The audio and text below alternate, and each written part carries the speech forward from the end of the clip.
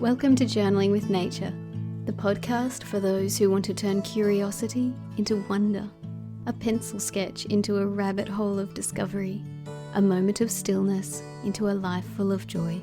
I'm your host, Bethan Burton. Let's open the pages of our nature journals and explore this world together. Hello, this is episode 64. Before we dive into today's episode, I'd like to say thank you to the patrons who support the podcast on Patreon. Your support means so much and it really does make this project possible. Today's guest is Lara Quaglini. Lara is a scientist and natural history illustrator based in Milan, Italy. Lara uses her nature journal as a place to learn new things and to grow as an artist and naturalist. She's very interested in change and transformation, and this is related to the name she uses for her creative pursuits, which is Alchemilla's Corner. Lara explains this connection during our conversation. Let's listen.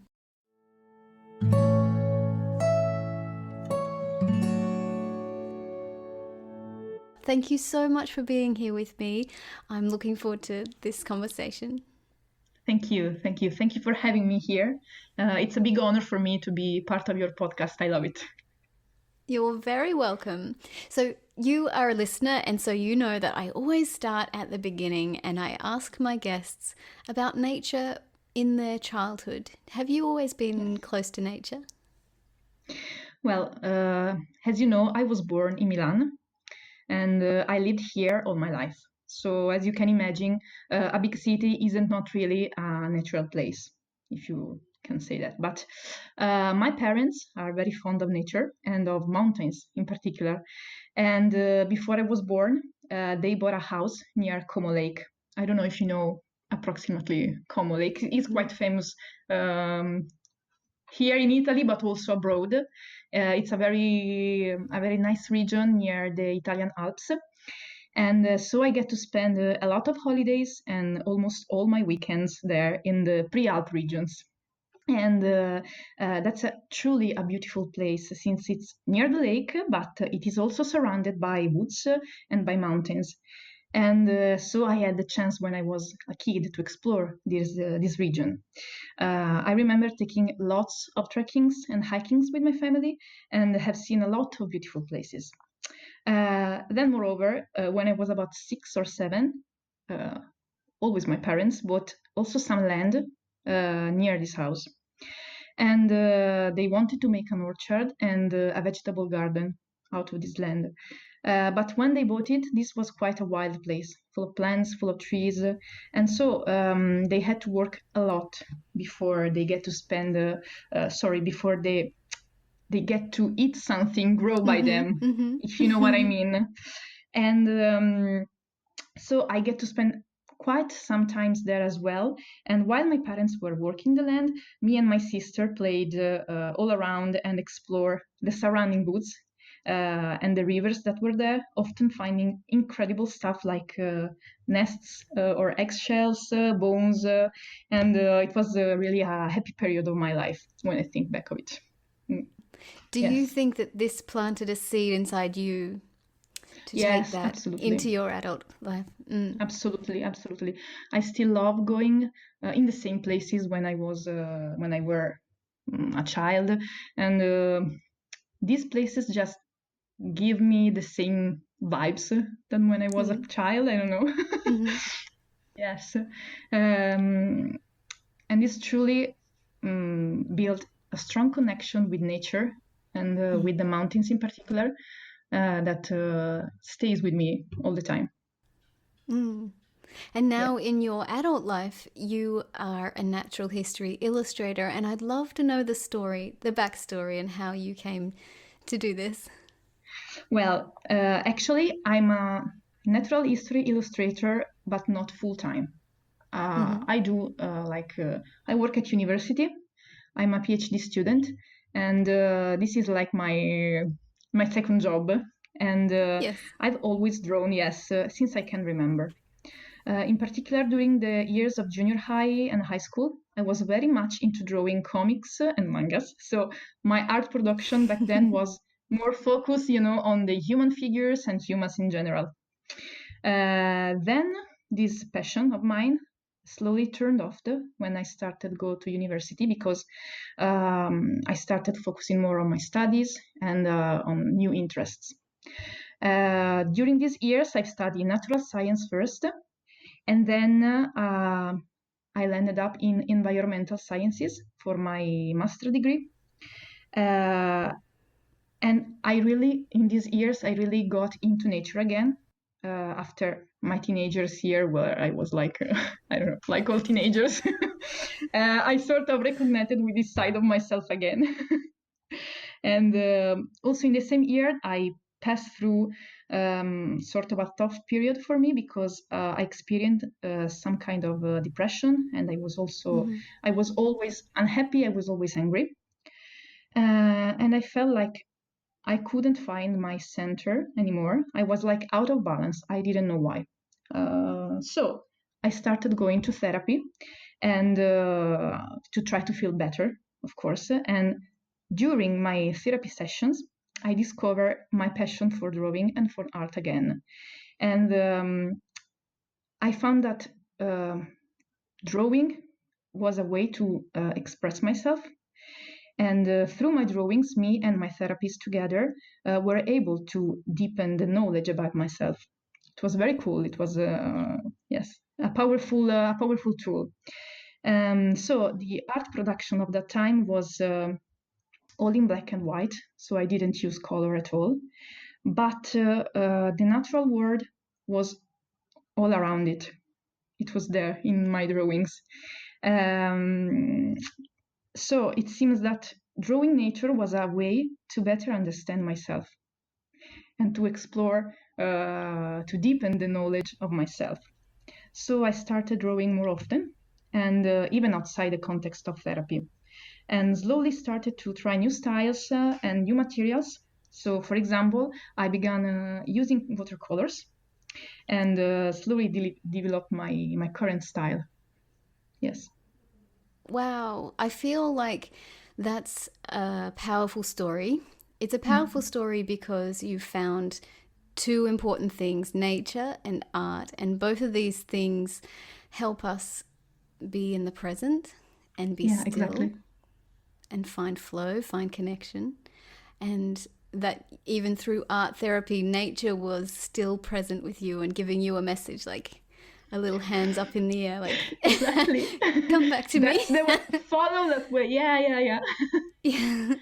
It was amazing. Really, it was like, I don't know, a lightning in the dark when I realized this thing. Yeah. I've had a similar experience with art therapy that, Really? well, just that, my therapist was using art as a way of expressing, and there's something very powerful in just freely putting things down on the page. Exactly. And there's lots of surprises, like, oh yeah, you don't, because it's not a conscious process, it's more like intuitive, and you just let your hands move, and things come to you. It's an amazing thing to look down at the page and see a message. And for me it was very difficult, because I tend to overthinking too much about everything. And so to just let go and let the art flow through your hand was quite difficult for me. But to find out things that maybe without my therapist help I wouldn't notice in my drawings was pretty cool and pretty helpful. Yes. Yeah. Oh, wow. I love that story. That's beautiful. And Thank you. You listened to that little voice, the nature voice that was saying, come back to me. Yes. It sort of make me feel whole and balanced, this path that I decided to take. And it's beautiful, really beautiful. So you use that as a balance to your studies, because PhD studies can be very intense. Yes.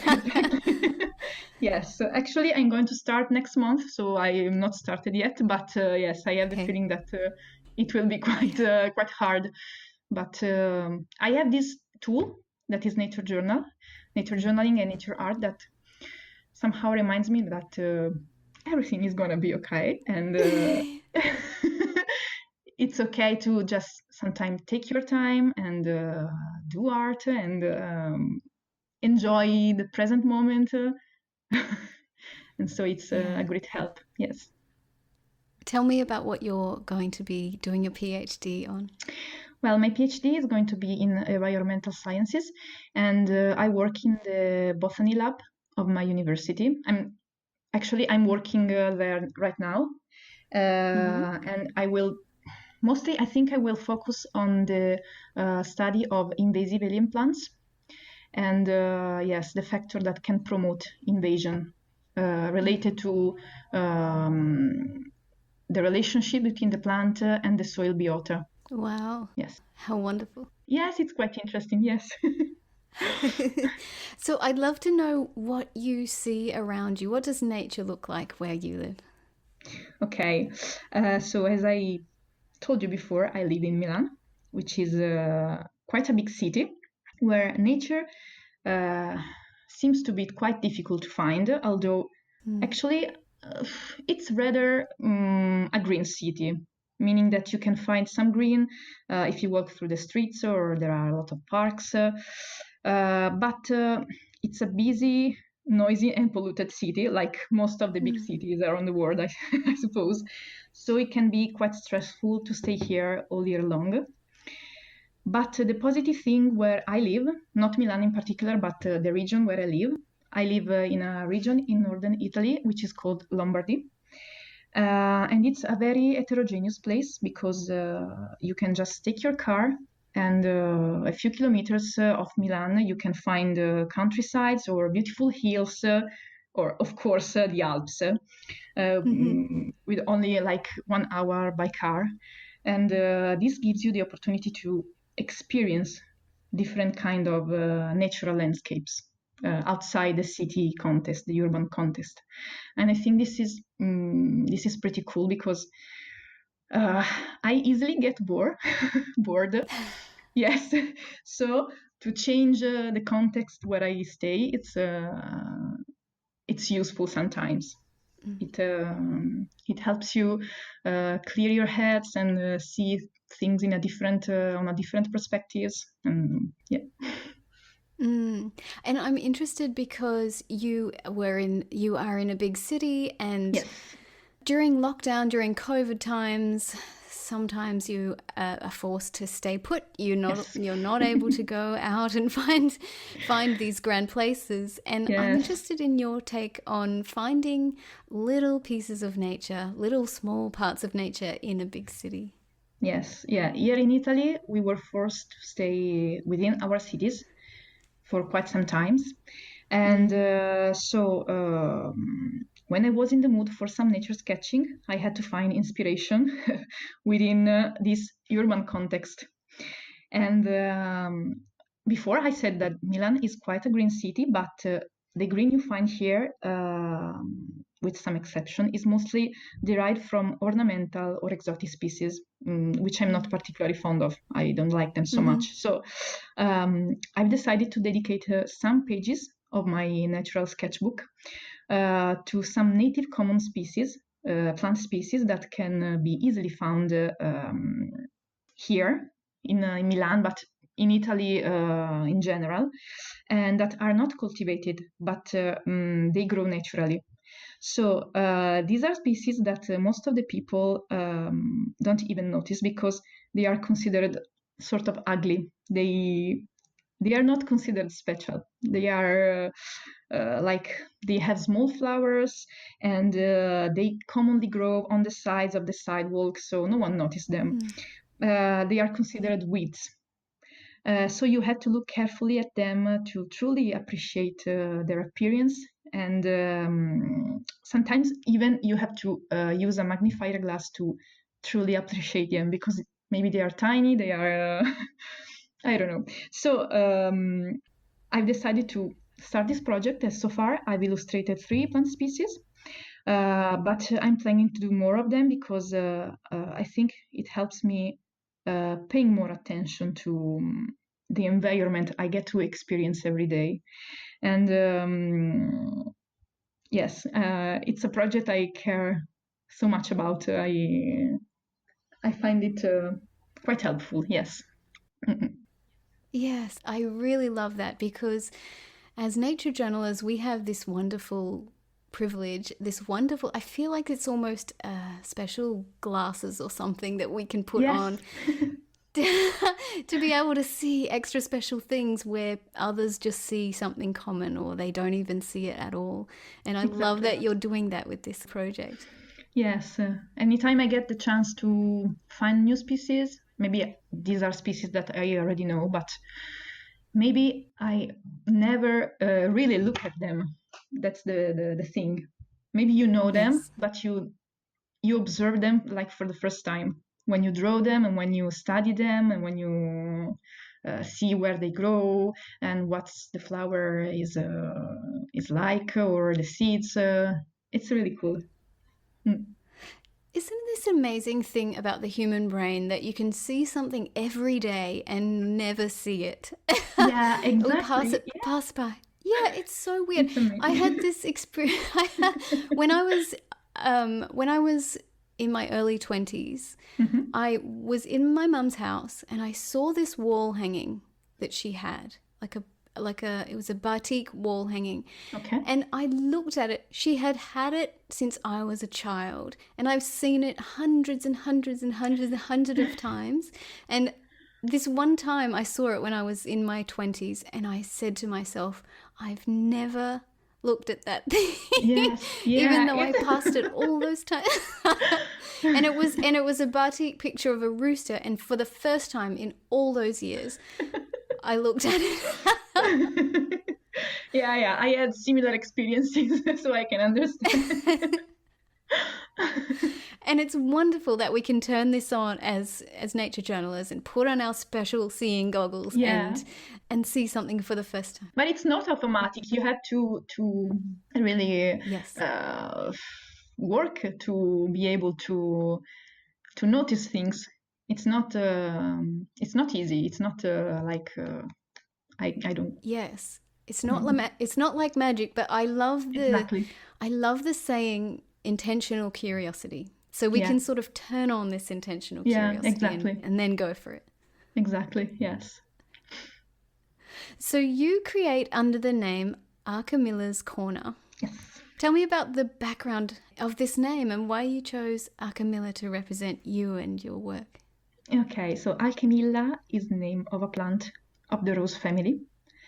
Uh, the English common name is lady's mantle, lady's mantle, which is quite common here in Italy and in Europe in general. And I've decided to name my Instagram account after this plant because of its etymology and not because of its appearance. Once again, this plant almost goes unnoticed. But the name Alchemilla derives from an Arabic word, alchimia, which means alchemy. And it is said that alchemists used to collect the droplets of water that appear at the edges of the leaves of the plant during the night, and they use them in their searching for the philosopher's stone. And I don't know, I've always associated alchemy to transformation and to change. And I think that these are fundamental parts of life. So I always try not to stay still, but to evolve and to learn new things, to be able to, I don't know, change opinion when necessary, to discover new places and so on. And so I don't know, it really struck me the etymology of this plant. And moreover, after I've discovered the meaning of this plant name, I sort of started considering Alchemilla sort of a magical plant. It's always nice to add a touch of magic to what we do and how we will live life.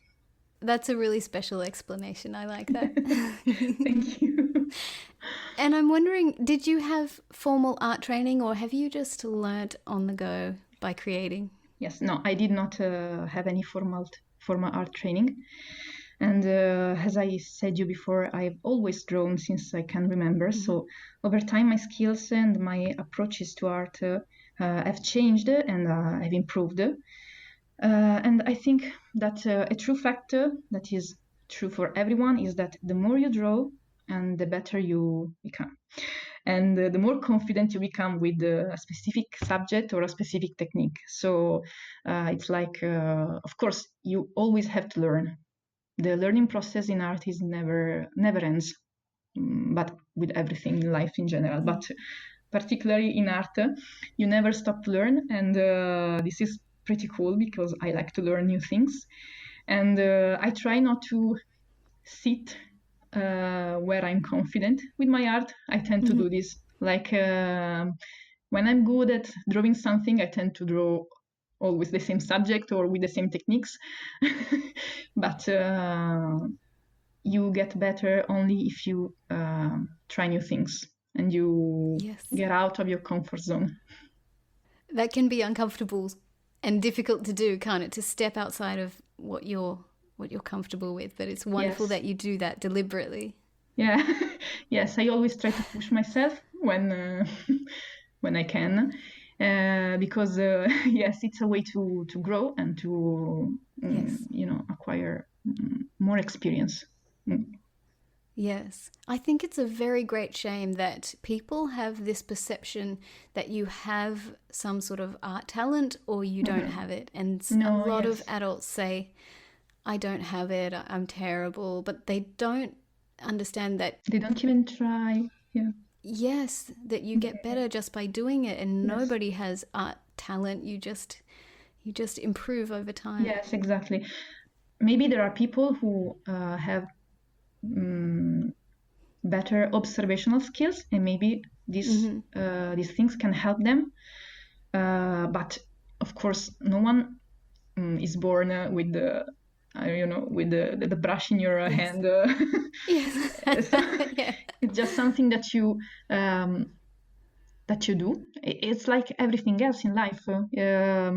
So I always sort of get angry when I hear people that say, "Yeah, I can't draw. You are so good." I say, "No, it's not that I'm so good. It's that I draw and I paint a lot, and so my skills improve.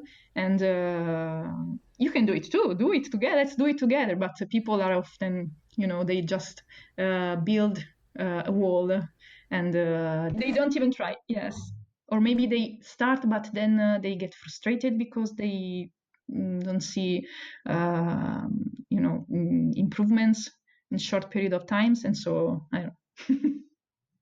Yes. I like the advice of John Muirlaw's, which is that you draw regularly for 1 year and then look back and you will 100% see improvements. And so just giving that time frame and just saying, yeah, this is something you do step by step all the time until you improve I like that advice. Yes, it's very useful because it's applicable not only to beginners but to people who draw regularly. Absolutely. Yeah, you're right. Yes. I'm wondering for you about the difference between nature journaling and nature art, because you do both of those two things, and I wonder how you feel about them, how they're similar and how they're different. Okay, so when I work indoor, which is, I confess, most of the time, the starting point for both of the type of art is essentially the same. So every time I start an art piece or a journal of a page of my journal, there's first what I call the research time. So I search and read on the internet or on my field guides or my books, everything I need to know about my subject. And I take notes and I look for references from photos I personally took or from pictures I find on the internet. And that's it. I built a general knowledge of what I'm about to draw. After this step, generally the work process goes in different direction based on what I'm doing. So nature art generally takes me a lot of time to complete because I work on multiple steps, and each of them has to be as accurate as possible. So first there is like the sketching phase on scratch paper, where I built the composition and I have to make a composition that will work. So I use the information I've collected before. And then I trace this drawing on watercolor paper, where I can finally add the color. And this last step can take up to several days to finish, to complete, yes. On the other hand, nature journaling is a much quicker process, both when I'm outdoor and when I'm indoor. Of course, when I'm inside my house, I tend to pay more attention to the page composition and the coloring phase. But generally, in a few hours, I managed to finish a couple of pages of my journal.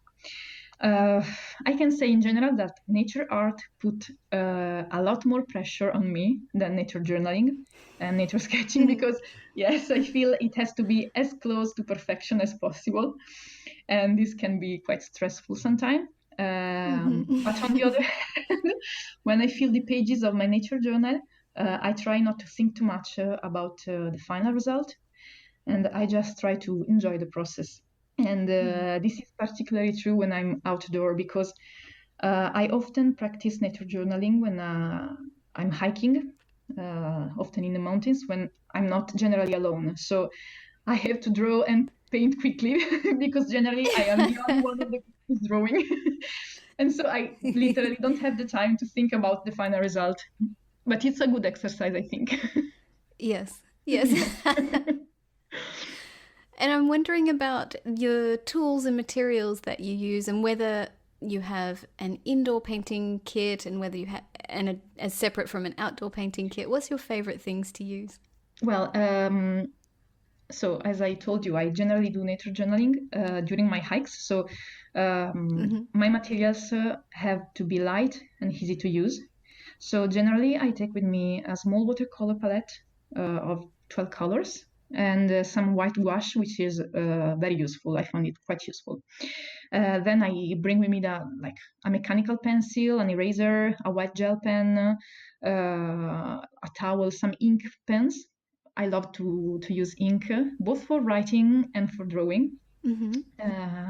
And last but not least, I use water brushes, which are they changed my life because they are very useful and easy to use. Before, when I didn't know about their existence, I always brought with me my brushes, my regular brushes, and I always had to bring with me a cup to fill with water. Cup of water. Yeah, but it's not very handy to do that on the move. Yeah, exactly. And basically, the main difference between my outdoor and my indoor painting kit lies in the palette. When I work at home, I use a larger palette and a more expensive palette. And same things with the brushes. At home, I use usually Winsor & Newton Series 7. I don't know if you know them. They are quite expensive, but really good brushes. And so I tend not to bring them when I'm out because I don't want to ruin them. But I have to admit that in these last weeks, I've started using water brushes also at home because they are just too comfortable. I'm just too lazy to get and pick the water and use regular brushes. Yes. Lots of illustrators do all their work with a water brush, so yeah, you're in good company. Yes, they are. They are relatively cheap, but they do their job quite good. I like them. Yes. I'm really interested in what you talked about with the art being a type of therapy and helping you get out of the head. And one thing I think a lot about is mindfulness and nature journaling. And I'm wondering for you about how nature journaling and mindfulness come together. Well, I think that in order to practice nature journaling, especially when you're outside, somehow forces you to be present in the moment and really look carefully at what surrounds you in order for you to put it on paper. And this increases your awareness for the environment that you are experiencing in that moment. I think this is the common point between nature journaling and mindfulness, the awareness. Really enjoying the moment and really be present and be there. That's it. And I think this allows us to really appreciate a place or an environment much more than if we like have our mind elsewhere, or we are looking at our phones all the time. Just take that. It doesn't have to be like hours, but that half an hour, that 10 minutes, just to really, really enjoy where you are. Maybe you're not doing anything in particular, but just see where you are and enjoy it. You will remember it better when you will be at home, and it's not the same. For me, I've often in the past tried to practice meditation, and I always found that I had too many thoughts and too many negative things going on in my mind, and meditation felt kind of scary because I didn't want to go too close to my mind. And so for me, nature journaling is part meditation, but in a very safe way, because you're occupying the mind with curiosity. Yeah. I totally agree. I also tried meditation because I practice yoga, and of course meditation is part of yoga. I tend to skip this part because I really suck at it. I can't meditate. At least now, maybe when, I don't know, in a few years I will be able to not think of anything, but for now it's like out of my lines. I really can't. So I understand. Yeah. So it's like a safe meditation, or a moving meditation, exactly. or a meditation where your mind is occupied. Exactly. It's like when you are cooking. For me, it's like the same. Yes. It's the same feeling. So now that you've mentioned cooking, I want to say that I want to talk about the fact that you've illustrated a cookbook. Yes. And I just would love for you to explain this project and how it came about. Okay. One funny thing, my copy of the book just arrived this morning. So a few minutes before, we started our conversation. Yes. So perfect timing. And first of all, I have to say that this is the very first project I've done as an illustrator. So obviously I was very excited. And the person who commissioned the job is an educator and a forager. And it was really amazing to get to work with her. She also was at her first experience as a writer. So we both cared a lot about this project. Yes, and on Instagram she is known as Gli Orsini. She runs this page in Italian, unfortunately, and she organizes courses and outdoor walks for learning how to identify and use wild herbs and plants, both for eating and for making like cosmetics, soaps, and things like that. And what I like about her work is that the foraging activity really gets you in touch with the fact that nature has its cycles and that you have to respect them. It also shows you that there are plants that are poisonous and that can kill you. And so it's truly vital to know the environment where you live, especially if you want to be a forager. So you have to respect it and to love it and to understand it. And moreover, it shows you that you can find food and nourishment even outside, the great supermarkets and the large stores, if you know where to look and how to look. So it was quite an amazing experience, yes.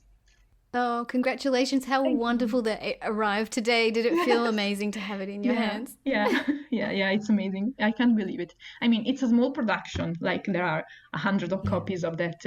But for me, it's really a great achievement. It's because it's a good project. I'm happy to have worked with it. Yes. And I'm interested in, because you mentioned cooking as a meditation, I'm interested in Whether you feel like cooking, eating, gardening, these things help us connect with plants in a more meaningful way. Yes, absolutely. Because, of course, when we are cooking, but also if one is a forager or if you grow your own vegetables, your own food, it's like if you get the nourishment directly from the earth. I don't know if it's a silly thing to say, but it's it's not. It's a very powerful thing, and maybe it's connected. Maybe I feel this way because my parents have always, grow land, and we always eaten vegetables and fruits that we grew, and they just didn't taste the same as the one you buy in supermarkets. It's not the same thing. It's also like if you create a connection with the land and with the earth, and through food you get the nourishment from the earth. Yes, it's quite it's quite amazing. Yes. It's interesting because a lot of parents of young children have trouble getting them to eat vegetables. Yes. But if they pick them from the garden, they are more likely to eat them. And my son will go out and he'll pick beans from the garden and just eat them like they're sweets, but he won't eat them if I put them on his plate. Maybe because they are part of the process of, getting them on the plate. They are active participants of the process. Maybe this can change the way they look at food. I don't know. Yeah. Today I had a moment with my garden and I went out there and I've put in some snow peas. Okay. And today I went out to check on my babies and I saw the very first flower had opened and I literally went, like I had this gasp because it was so special, and I know right there in a few days there's going to be a snow pea, and it's really important and significant. Yes, because it's like you witness the growth and the changes that the plant face during its life, and yes, it's amazing. Yes. So tell me about the importance of seasons in your work and what the seasonal changes look like where you are. Okay. I'll start by saying that I always think that I'm very grateful. I think I'm very grateful to have been born in a country at mid latitudes because I get to experience the change of the seasons every year. I love to witness the transformations that nature face in every season of the year and observe them in plants, in animals, but also in the air and in the light. And for instance, now we are at the beginning of fall in Italy, and the light, is becoming more soft and more golden. The leaves are starting to turn red and yellow, and the air is chiller, and I just love it. And for instance, there's a park near where I live, where I often go by bike, and I like to stop in the same spots just to observe how they changed during the different seasons. So maybe I take some photos and then I try to, draw them in my journal. And it's just beautiful to witness all these changes. And I think that I'm so into seasonal changes because this allows me to witness the cycles of nature, and somehow this helps me to change the context in which I live. I don't know if you know what I mean. Maybe it's connected to my wish for change and for transformation I mentioned before. But at the same time, it's kind of comforting to think that no matter what, every year you shall have a summer, you shall have an autumn, a winter, and a spring, and get to experience all of these changes all over again. Yes. Do you have a favorite season, or are they all special to you in their own way? I think autumn is my favorite, but I try to see the beauties in every season. Honestly, summer is the worst season for me. I don't like. Yes. Does it get very warm where you are? Yes. Yeah, especially, well, in northern Italy it's still bearable, but this year in the southern of Italy, there were cities where there were like 47 degrees. Oh. Yes, no, we never have such high temperatures. This is quite alarming, of course, because it's not usual. It's an unusual situation. Yes. But of course, here in Milan too, we can reach like 35, 36 degrees. And when you are forced to stay in the city because you have to work, it's not so nice. Yeah. Yes. Oh, well, you must be enjoying what's going on around you right now with the autumn Yes, absolutely. changes. Absolutely. So whenever I have the chance, I just go to the mountain regions, yes, because there autumn is amazing. And there are, I don't know if you have them in Australia. I don't think so. We have chestnuts. We don't. It's a fruit that comes from a tree, chestnut trees. I have experienced them in Europe, and it's one of those wonderful things that I sampled when I was on the streets in London. They have roasted chestnut. Roasted chestnut, exactly. And when I find them, I just collect them and bring them home and roast them on the fire. It's one of the greatest things of autumn that we have here. And yes, then we have a lot of mushrooms that grow in this season. So like there is the typical Sunday lunch here in Italy that is mushrooms with polenta, which is a typical Italian plate, Italian dish, and you finish your meal with chestnuts. It's so nice. Oh, wow. Yes. That's lovely. Yes. I love that the seasonal things make their way onto your plate. Yes, yes. They are very, the seasonal food is very present in Italian food. Yes, because we had, a strong tradition of a strong food tradition, and my family in particular, we are very fond of food. We like to eat and we like to prepare food. We like to cook, and it's an important way together with other people and with family, and it's nice. That's very special. I've noticed that birds seem to be an important theme in your work, and I'd love for you to tell me about this, your attraction to birds as a subject for your Yes. for your work. I like them very much. I don't know. I think that the reason I like birds so much is because they are quite easy to find in nature. I don't know if that's the reason, but even in Milan there are hundreds of bird species that can be easily spotted, and they change during the year based on the season, and this is cool too. I think birds are one of the first natural subjects that I began to draw. Even when I was like in junior high, I remember I drew a few birds, yes. And I don't know, I always find them quite fascinating and extremely satisfying to draw. When you are, I don't know, attracted to something but really don't know why. That's how I feel about birds. They are just beautiful. Yes. I like them, so I want to pay them more than, for instance, other animals or other subjects. I just like them. Yes.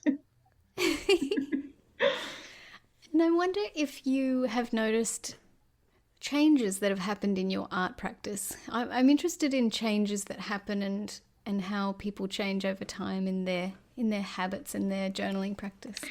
Well, of course, when I started nature journaling or drawing nature in my sketchbook, I really didn't know what I was doing. I mean, I just saw something I was interested in and tried to paint it. So it was more like a copy process.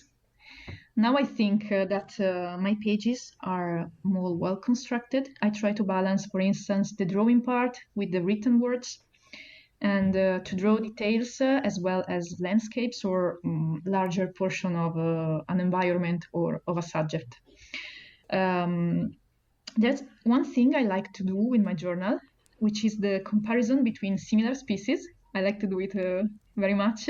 Where yes, I draw the species, and then I try to point out the elements that are used to distinguish them.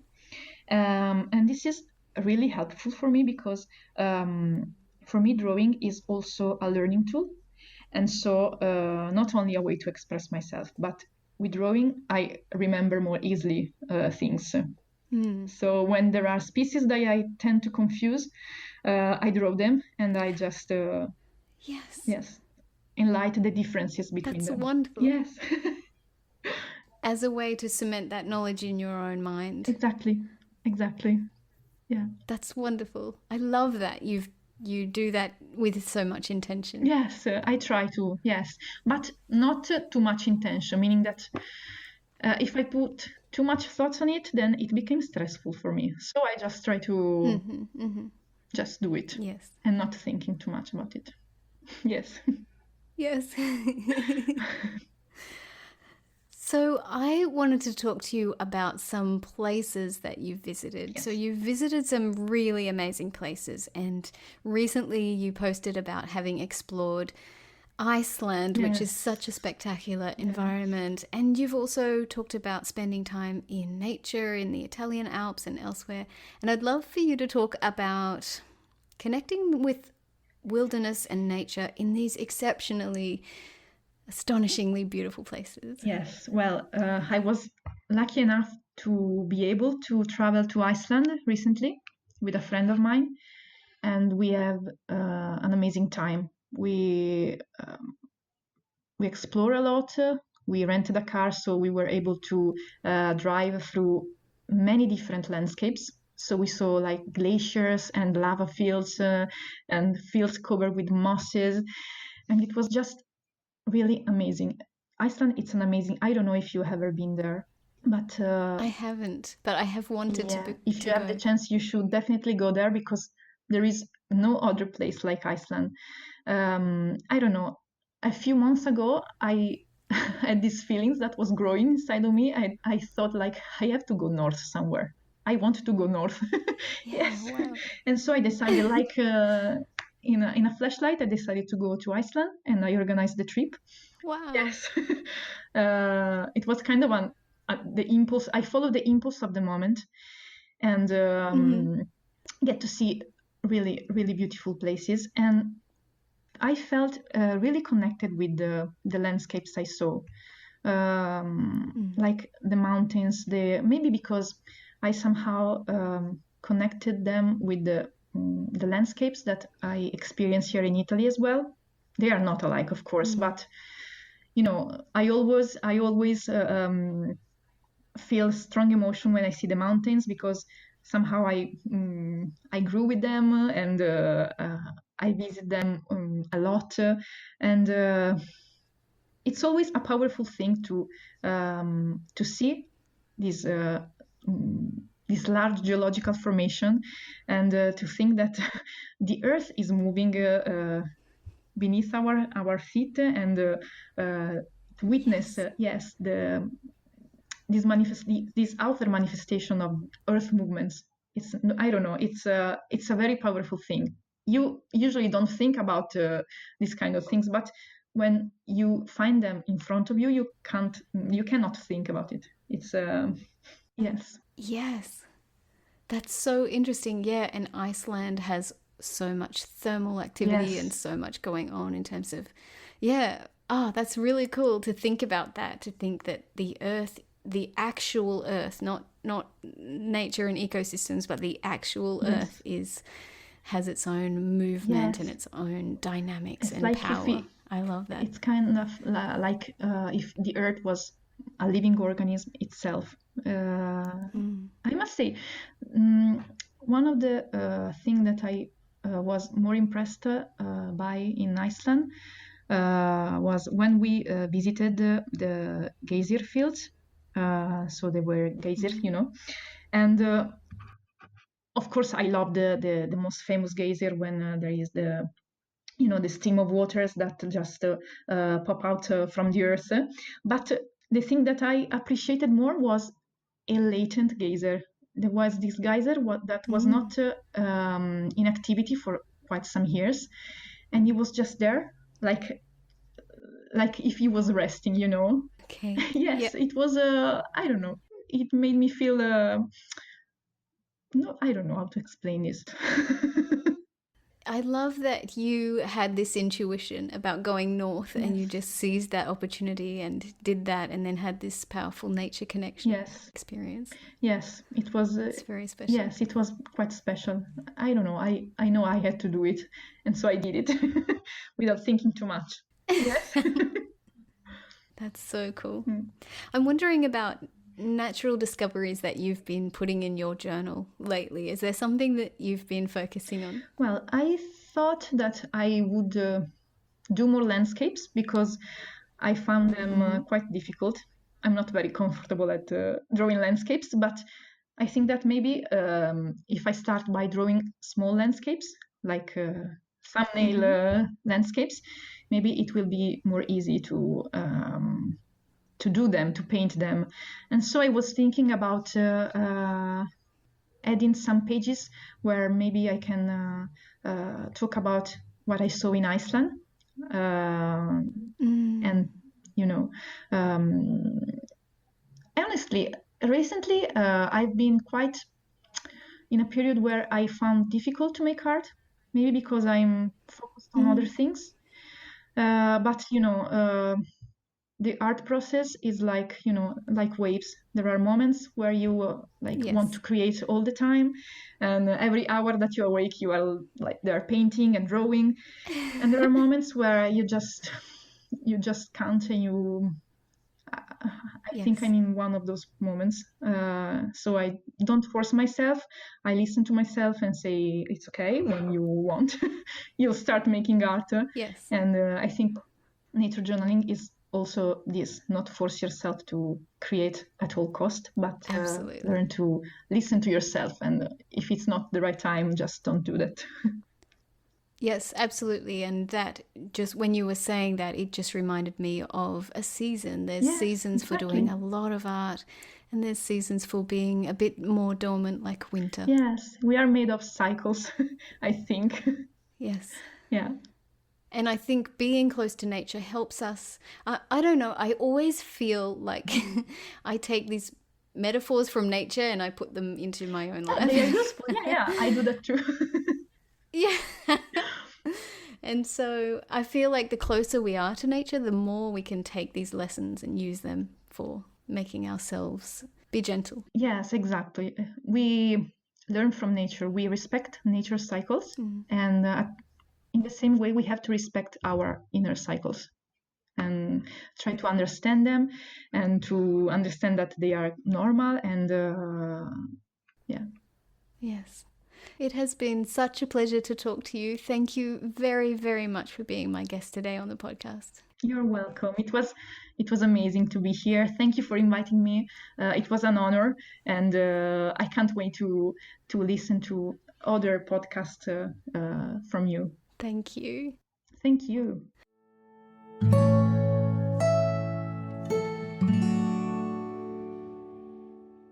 I hope you enjoyed this conversation with Lara. I loved hearing how much she enjoys change and the newness of nature in each season. Lara mentions that the light changes at this time of year, and that's a very subtle and beautiful thing to notice. I also appreciated how she spoke of deliberately stretching out of her comfort zone, trying new things and always learning something new. I think that's really inspiring. It's easy to stay in our safe place and not stretch too much beyond where we feel comfortable. I'm inspired by people who see the places they don't feel comfortable and dive right into them. Let's all take inspiration from Lara and let our nature journals be a place to stretch and to learn and explore. Since you've listened to the end of the podcast, I'm going to tell you a secret. My secret is this. I speak with people from all around the world, and many of them have names with sounds that my Anglophone mouth hasn't had to pronounce before. You would laugh a lot if you knew how long I practiced saying Lara Quaglini. I hope I got it at least almost correct. Thank you so much for listening. See you next week.